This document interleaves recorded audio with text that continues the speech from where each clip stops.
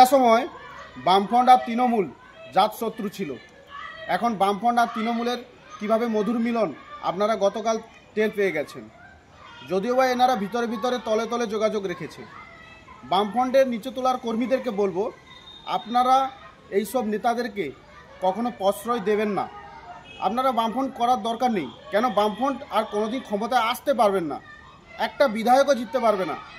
কিন্তু এইসব নেতারা ভোটে দাঁড়িয়ে তৃণমূলের সাথে সেটিং করে টাকা কামানোর ধান্দা।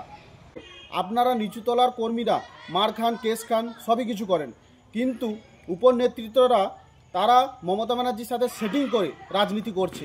তাদের নামে না কেস হচ্ছে, না কোনো মার খাচ্ছে, কিছুই করছে না, শুধু পয়সা ইনকাম করছে। গতকাল দেখছেন না আপনারা কেমন সায়ন আমাদের হিন্দু ছেলেকে বিরুদ্ধে কেস করছে এবং গ্রেপ্তার করাচ্ছে কে? মুখ্যমন্ত্রী মমতা ব্যানার্জি। লাভ কিছু তো হয়নি, কিছুই লাভ হবে না।